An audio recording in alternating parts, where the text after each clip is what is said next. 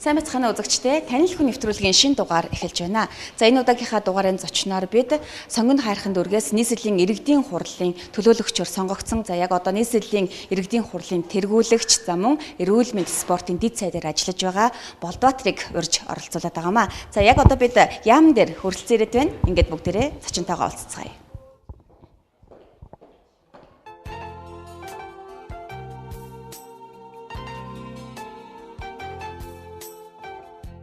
За сайн байна уу та? За сайхан хаварч байна уу? За сайхан хаварч байна. Сайхан ажил тавтай юу? Тавтай байна, ажил тавтай. За ажил ихтэй байх шиг байна. Тий. Өнөөдрийн хувьд та ямар ажилтай байгаа вэ? За өнөөдөр ингээд ажиллаа эхлээд одоо яамны дотоод ажилтай байгаа, яамныхантайгаа уулзсан.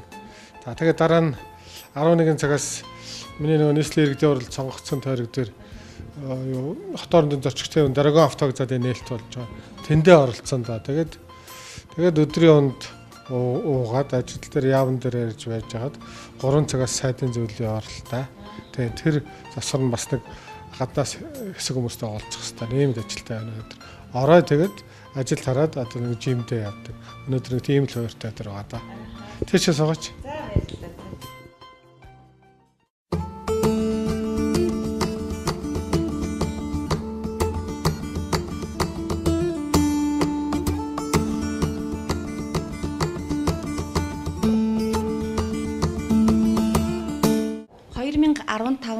Онд ер нь эрүүл мэнд спортын яам ер нь ямар ажил хийхээр төлөвлөсөн байгаа вэ? Тэгээд ажиллаа ер нь ямар хөө шатанда явж байна? Хамгийн хариуцлагатай ажил юм байгаа. Тэгээд Монголд олимпиад бэлтгэх үндэсний хороо гэж бэлдээ. Ерөнхий сайдаар ахлуулсан юм үндэсний хороо байдаг. Саяхан үндэсний хороо маань хуралдаад бас тодорхой шийдвэрүүдийг гаргасан олимпийн бэлтгэлийн талаар бас ажлын тайлангууд манай яамны ажлын тайлангуудыг авч сонсоод тэгээд одоо тэр үндэсний орноос ажлын хэсэг байгуулж байгаа олимпиад бэлтгэх ажлын хэсэг. Эрүүл мэнд спортыг хөгжүүлэх одоо энэ хуулийн шинжилсэн найруулгыг одоо засгийн газраар удахгүй тий улсын хурлаар хилцүүлэх гэж байгаа шүү дээ. Тэгэхээр энэ хуулийн шинжилсэн найруулгад ер нь ямар асуудлыг олчлон тусгасан байгаа вэ? Хуулийн шинжилсэн найруулга одоо зайлшгүй шаардлагатай болчиход байна л да. Тэр их спортод ихэд наад захын асуудал одоо допинг хэрэглэж байгаа явдлууд гараад байна. Тэгэхээр энэ допингийг яаж хэрэглэхгүй байх вэ? Допинг хэрэглүүл ямар хариуцлага хүлээлгэх үү гэдгийг тодорхой болгож нэг мөр болгомоор байна.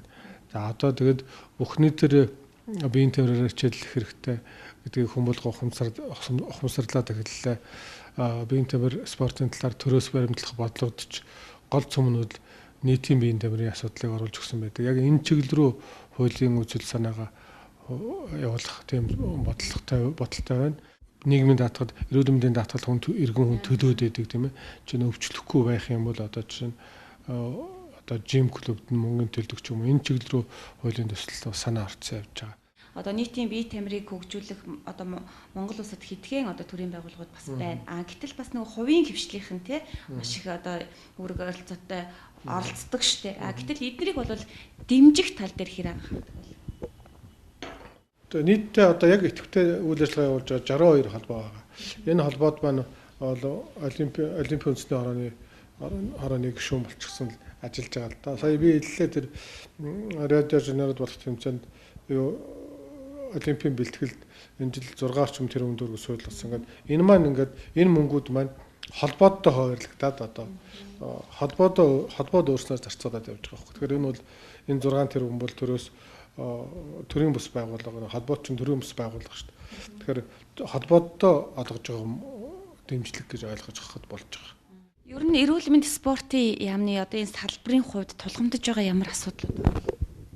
Нин төрөнд тулгамдаад байгаа асуудал бол үнэхээр энэ төсөв санхүүгийн асуудал болчлоо тийм.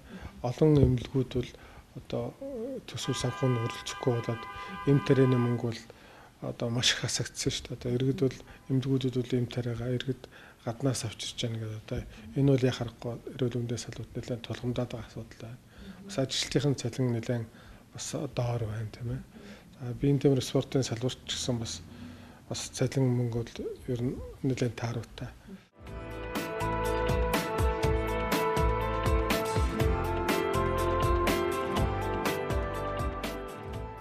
Энэ миний өрөөнд бол ер нь өмнө манай амар санаа дэцээ сууж байсан.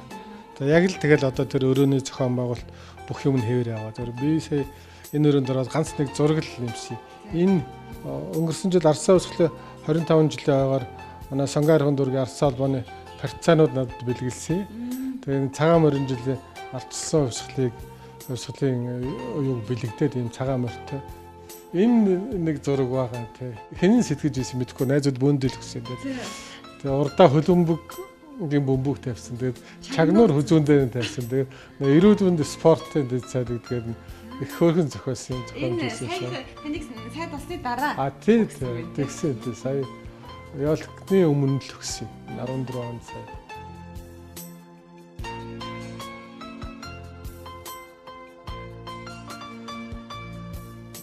Одоо ингээд нөгөө 11 цагаас Даргон дээр нөгөө хотоорны зорчиг тээврийн автовокзалын нээлт бол одоо тийш явъя да тийм 10:30 болж байна.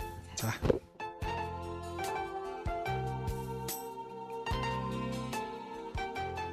Тэгэхээр биеийн тамир спортыг хөгжүүлэх талаар төрөөс ямар бодлого баримталж байна? Биеийн тамир спортын талаар төрөөс баримтлах бодлогын гол цөм нь бол нийтийн биеийн тамирыг хөгжүүлэх гэдэг.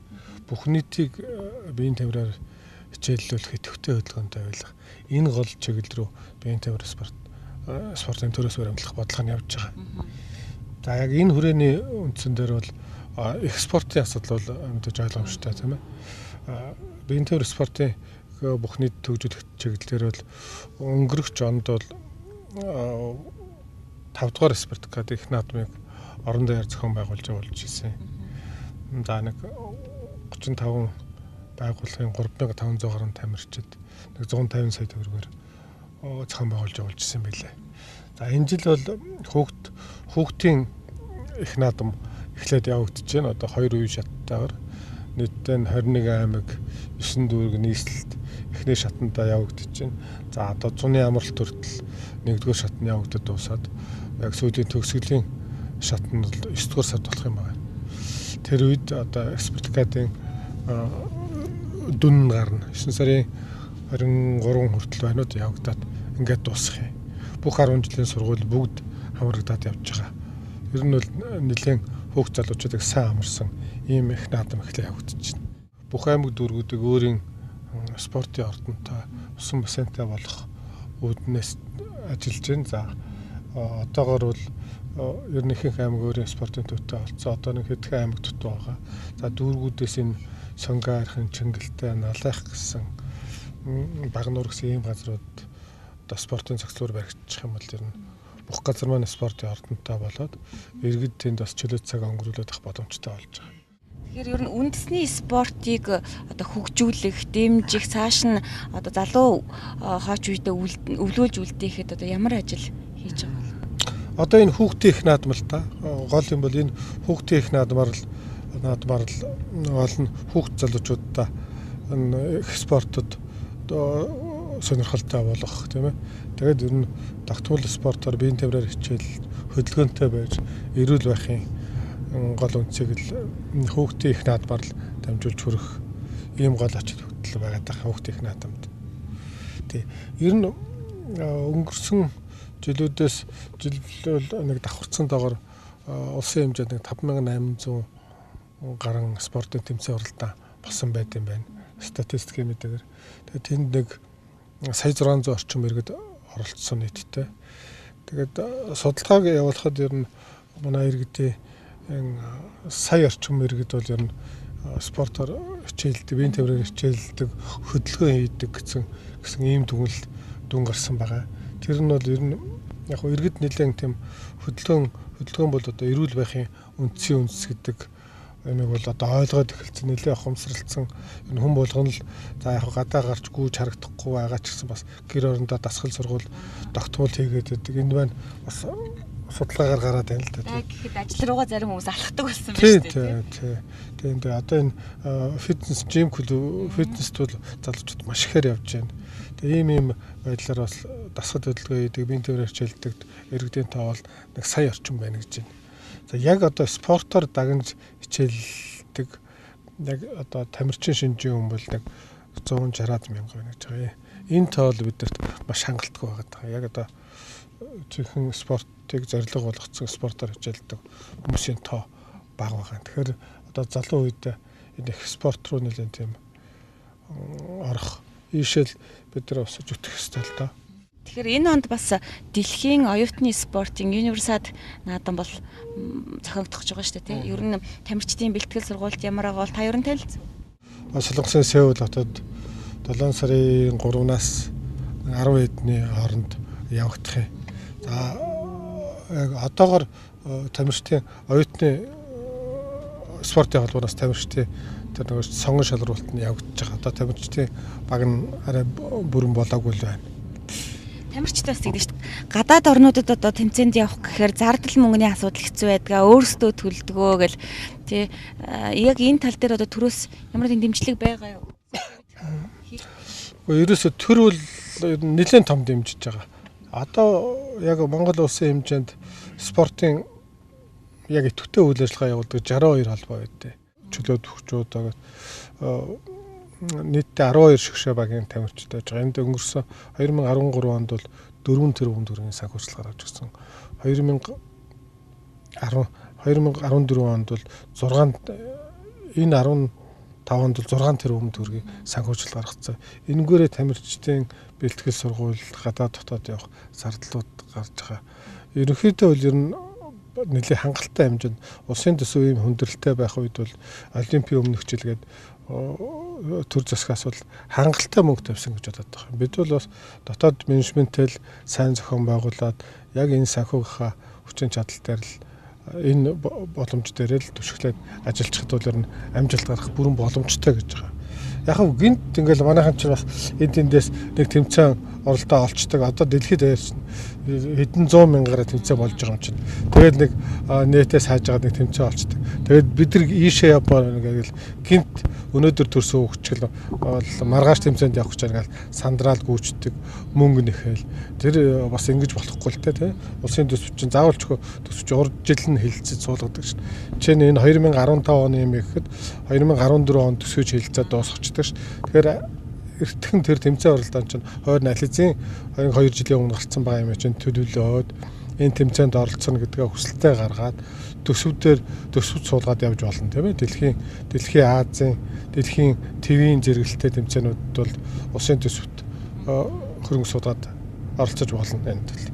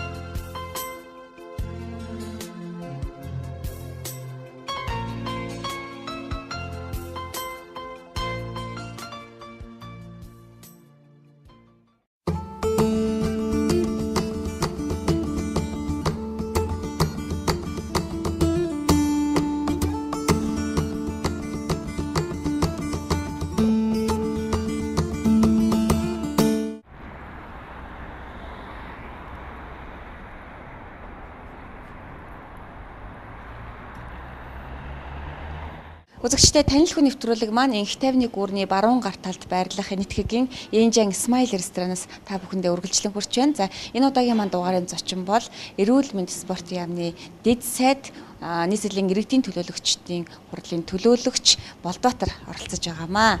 За тэгэхээр сайдаа та ер нь Энэтхэг хоолнд хэр дуртай вэ? Гайгүй нэг идэж үзсээр зүгээр юм байлээ те. Хаяа нэг бас сонирхоод идчих. Ер нь бол Монгол хоол бол чансан махандаа илүү дуртай л да. Гэхдээ хаяа идэхэд бол зүгээр л юм байлээ те. Сонирх. Тэгэхээр таны бас яг үндсэн мэрэгжлийг би бас сонирхмаар байна л да. Та яг ямар сургууль төгсөж байна? Одоо яг энэ Энэтхэг ресторан байгаа энэ нутагт 119 хүүхэдтэй анх тэгээ энэ 18 дугаар сургууль сурж исэн. Тэгээд тэр үед 1 дугаар сургууль чинь тооныг шалруулж авдаг байсан.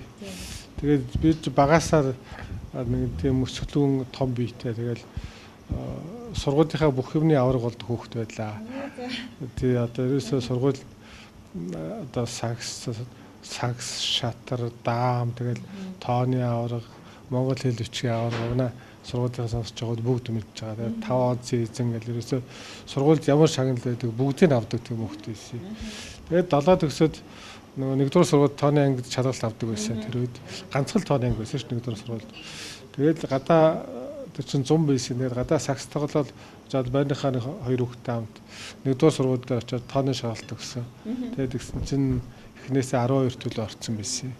Тэгэл нэгin тооны ангийг төгссөн. Нэгin тооны ангийг төгсөөд тэгээд манай ангийн тооны анги төгсөн хүмүүс чинь бүгд л гадаад сургуульд явдаг л да. Үнэхээр сурлагаараа илүү байдаг хүмүүс. Тэгээд тэр үед төгсөөд Оросын холбооны улсын Волгоград хотод хуваарлагдаж тентхээс полинд дэдэг төгссөн. Яг үндсэн мэргэжил автоинженерээр төгссөн.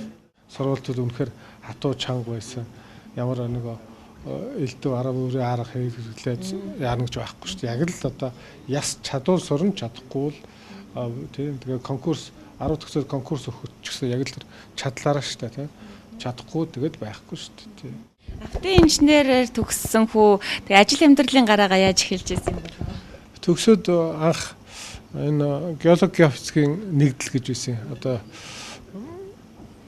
21 аймагт экспедицээр явдаг. Ер нь том газар л доо тэр чинь 700-аад ажилчтай жишээ. Тэдний автобазад анх автын засварчнаар ажилд орж ирсэн. Анх автын засварч 6 сар засварч хийж илаа. Тэгэл цаашаа дэвшээл механик болоод инженер болоод тэгээд засварын газрын дарга болоод яг нэг ийм югаар яваал. Тэгээд тэр чинь 93 он хүртэл ажиллаудаа 92 он 93 он. Тэгэл нөгөө зах зээлийн нийгэм ихлээл бужигнаад эхэлсэн. Яг л бусдын жишгээр тэгэл ганцхан 8 хийж эхэлсэн дээ анх тий. Одоо яг л одооны манай нөгөө ганцэгчдийн алтан үе эхэлж ирсэн. Тэр үед л ганцхан 8 эхэлж ирсэн. Тий тэр үед л тэгэл Бээжингээс Москвагийн хооронд вагон дотор ханаад өнжөөл. Тэгээд одоо нөгөө яг л манайхан ч нөгөө төрөл бүрийн хувцас аваач зардаг байсан те. Нөгөө нугардаг байсан шүү дээ. Тэгээд бид нар ч нөгөө вагон дотроо зараад дуусчихдаг байсан. Тэгээд одоо өдөн күртэг, жинсэн, өмд, пүүз тэгэл олон хоног вагоноор явдаг. Заримдаа Улаанбаатараар дамжиж явдаг ч байдаг. Заримдаа шууд Манжураар нь Москва явж ялаа те. Тэгэл Москва өрхөд ер нь ихэнхдээ бараагаа дуусгачин, зараа дуусчин доо. Тэгэл буцаад мөнгөтэйгоо Бээжин явдаг. Ийм амьдралаар нэг 2 жил гараа амьдэрсэн. Ер нь вагоноор 2 жил гараа. Тий. Ер нь 8 чинь бас хэцүү шттэ тийм. Маш их шатчихсан. Тийм хэцүү үе байсан уу? Байсан. 8 хийгээд яг тэгэл ганцхан 8 хийгээд эхэлжсэн. Тэгээд залхуудаа хятаас жимс яг залгуудаа хятаас жимс оруулж ирж ирсэн. Тэгээд тэрэн дээр их сонин түүхээд шатчихсан гэхээр саран дарлаа. Хятаас нэг усан үзэн очиж оруулж ирсэн. Бас л тэр нэг 94 мөрөө он юм уу 95 он юм уу. Яг л нэг вагоноосоо буугаад арай жоохон бас нэг 5 төгрөгтэй болоод ачааны маш чиргүүтэй машинаар бараа зөөдөг үе рүү орж байгаа байхгүй. Тэгээд бас нэг мэдээ хэд юм 10 мянган долларын усан үзэн ирээнээс аваад цаанаас нөгөө хятад ирээндээ очирдаг. Тэдээс ирээнээс аваад Улаанбаатарт очиад орж ирж идэв. Тэгээд замуу дөнгөрчөөд шанд өнгөрч идэв. Нэг хончоод маргааш өдөн шүн чин замдаар 2-3 цаг унтсан шүү дээ. Шүн унтчаад өглөөс ирсэн жил нөгөө жолооч төрөөдөөс ирсэн. Хүй болтоо өндөг вино шиг өмнөртэй болдгоо гэж тэгжээ. Тэгээд одоо юу вино өмнөртэй гэж. Тэгээс ирсэн чинь нөгөө ус үзэм чи эсчээд юм байна.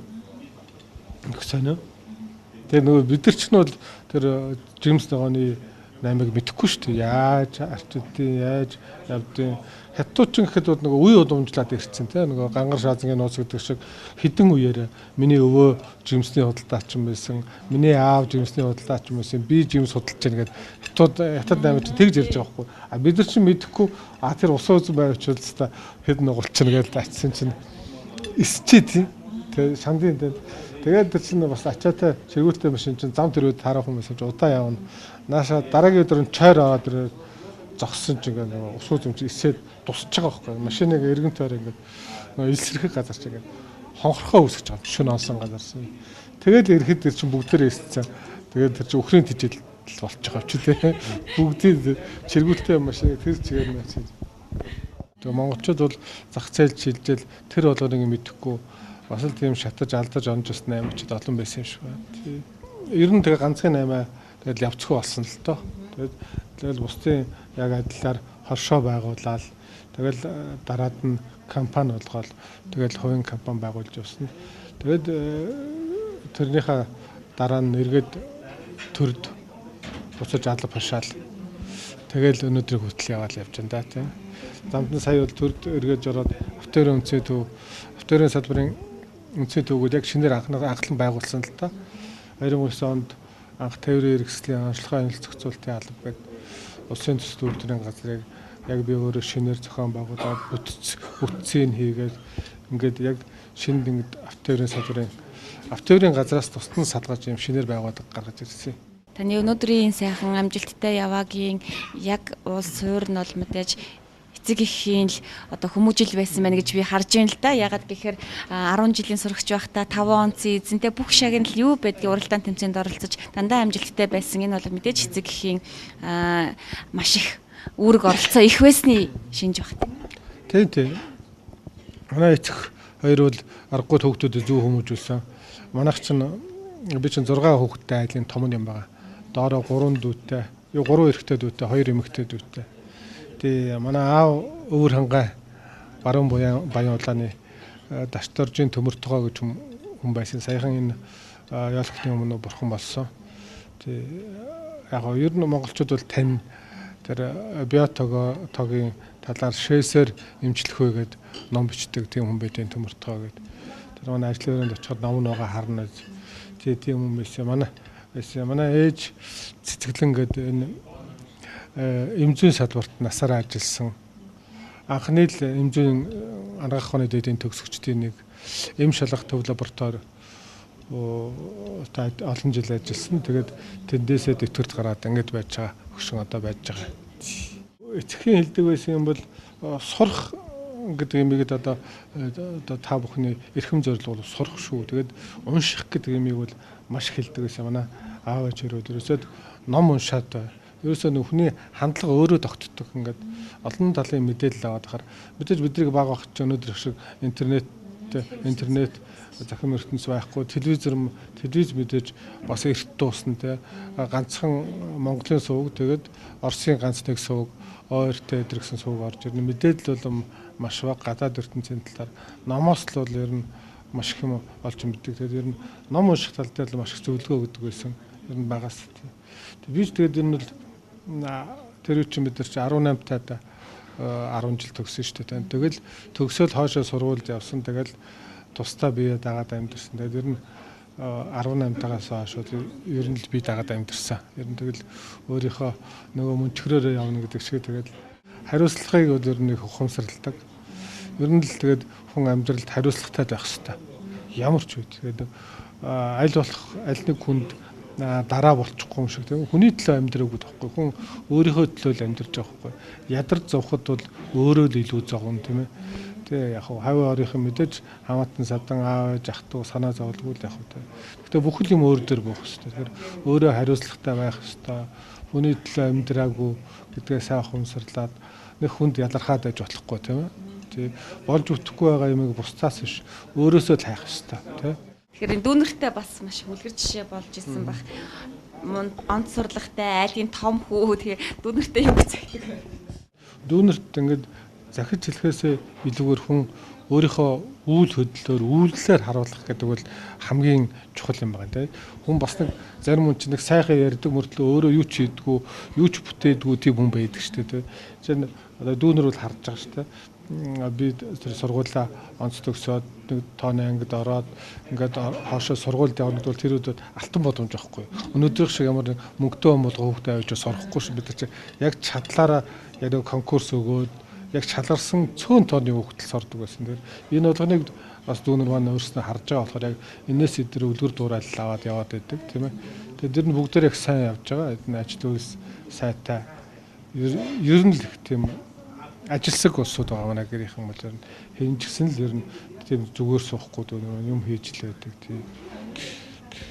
Хэдэн хүүхэдтэй вэ? Хүүхдүүдийнхаа одоо бас боловсролд хэр анхаарч хэр сайн аав байж чадчих. Миний ажил бас маш хэцүү шүү дээ. Их цаг наргүй ажилдаг тий. Хэцүү. Одоо яг үннийг хэлэхэд бол сүүлийн жил бол ер нь ороод амралтын өдөр л уулзсан. Ажлын өдрүүд хэцүү болчиход байна. Ороод баг унцаан орчих гал ер нь тэгэл өглөө эрт гарч явна. Тэгэл амралтын өдөр ч гэсэн бас хаяа цаг зав тиймэрхүү. Ер нь жоохон тэр хүүхдийн хүмүүдэл талдаа бол одоо гэрийн хүн эхнэр маань л одоо тэгээд голлоо ажиллаж байна. Одоо яхааргүй яг тэгэл буучих юм тий. Тэр чин одоо чи тэрийгээ би тэрийгээд гэрүүлч чи хойрлоод авахгүй юм ба шүү дээ. Яг нэг амьдралын явцад ингээд ер нь ялгараад эхлэх юм байна тий. Эхнэр нь тэрийг хариуцаад, нөхөр нь тэрийг хариуцаад. Эхнэр бол ер нь арга яриг тэр чигт нь аваа явна. Энд тийм тавилга явал захиад хийлгэж өөрөөнийхөө тэрийг өөрчилчих ер нь бүгдийн л эхнэр шидээл хийн. Тэгэл би бол ерөөсө тэрэнд оролцдоггүй. Тэр миний гэр бүл ганц оролцдог юм бол ерөөсө уламжлаад ирсэн. Би бол өвлийнхаа хэд чиг бол янзтай бэлдэн. Ерөөсө айлч үедээ байхдаа ерөөсө хараагаасаа тэгээ сурцээ тий. Би нөө тустаа гараад анх өвөөгөө хажуудаа авч ирсэн. Намайг өсгсөн өвөө байсан тэр үед. Тэгээд тэр өвөөгөө би өөрийнхөө гар дээр аваад өөр дөрөө аваад өвөө маань миний хүүхдээ бас харж ирсэн тийм сонирн байд тий. Одоо ачийнхаа хүүхдийг харна гэсэн бас их хөвзөө шүү дээ. Тэгээд тэр өгчнөөс тэр ижишээ бэлдэх гэдэг юмыг сайн сурцсан. Тэгээд ерөөсө хар залуугаасаа гэр бүл болсоос хойш иж шиддэг. Одоо хүмүүс чинь үйлчлэгэн шинэ мах байна ижээр яадын гэдэг тийм биш л те. Намрын үнэхээр тэр тарга төвөргөө авцсан шимт ижээлтэй өвс идсэн өхрийн махны шимт ижээд бол одоо энэ хаврын шинэ махнаас хамаагүй өөр шүү дээ тий. Эдийдүүд үүцээ задлаад хавиргаа чанаад тэр шаанч өнгөний чанаад идэх бол сайхан ш. Тэр бол ичиг бол яг хийдэг хүн байгаа юм да. Одоо энэ жил ч гэсэн бас сая хагц цуцсан сайнаар хавирга чанж идлээ сайхан л байлээ. Хүмүүс юу ан авд их дуртай байдаг шүү дээ. Та юу анд хэрэг явдгүй анд хэрэг хорхоотой вэ? За яг үннийг хэлэхэд би өөрөө ханд дургу. Нэг амтны авраа цус гаргая. Тэгэл бууш хэдэн макси гэж боддгоо. Зүгээр нэг хэдий дуудаа бас ирэх юм чинь найз нөхдөд дагаад анд явж ирсэн. Тэгтээ өөрөө буудаж тэгэл ан амтаа алж ирсэнгүй ерөөс.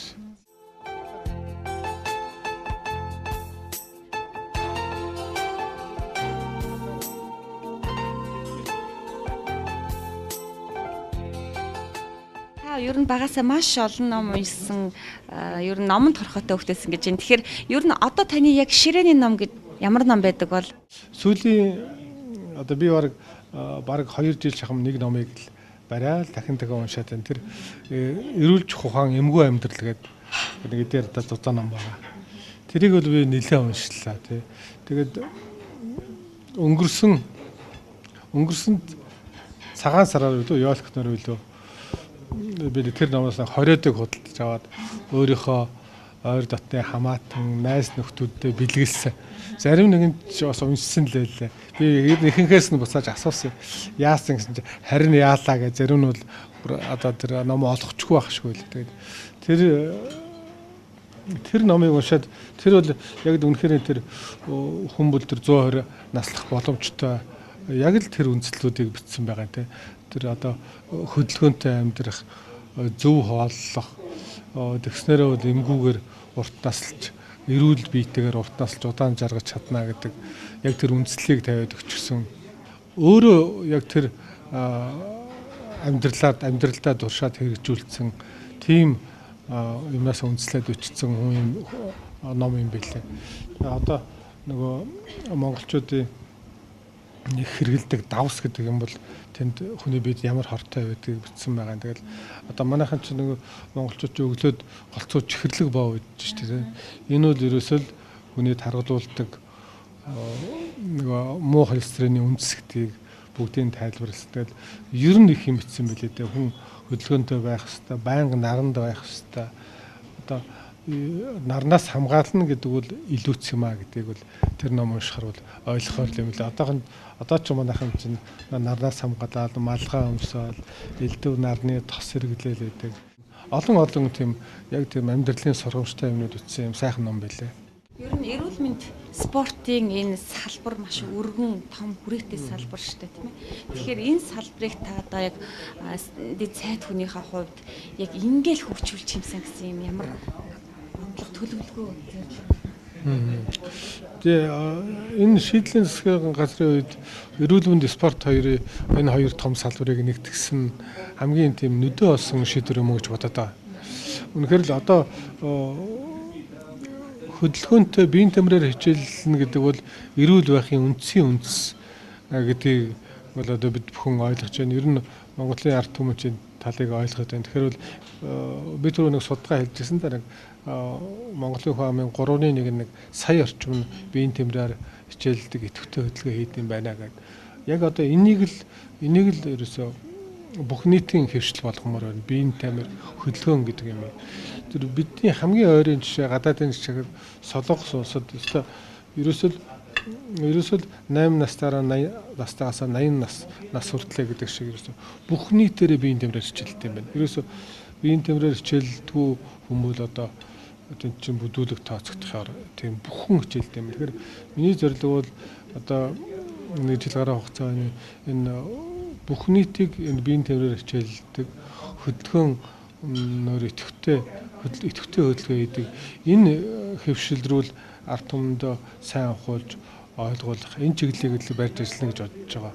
Яг л үнэхээр ингээд 3 саяулаа биеийн тамираар хичээлдэг идэвхтэй хөдөлгөөн хийдэг болчих юм бол одоо халдварт ус өвчин бол маш их багасах юм байна. Одоо чинь энэ даралт, зүрх судасны өвчин, энэ таргалалт энэ бүхэн бол одоо эрс багасхаар байгаа байхгүй. 3.1 л хичээлж байгаа гэж шүү дээ. 3.1 гэдэг маань тэгээд нөгөө яг эдэр насны усуд хичээлээд байгаа байхгүй. Тэгэхээр бол одоо хүүхднээс эмэгтэйчүүд настан өндөр настан ерөөсөө одоо хүний булчин гэдэг нь ерөөсөө байгалиасаа хөдөлж явах хөдөлгөл заяагц зэд болохоор ерөөсөө хүн болгонд хөдөлж байгаа хэрэгтэй. Энд бол насны хязгаар баймааргүй байна.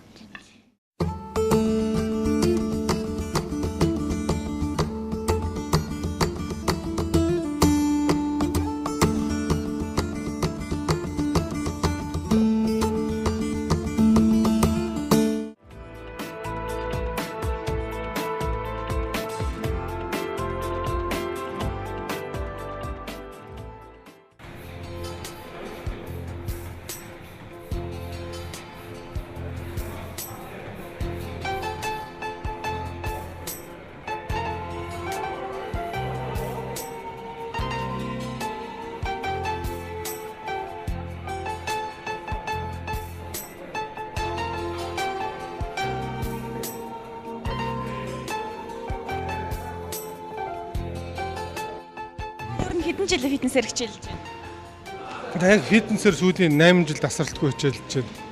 Нэг 7 хоногт 3 явчтэй.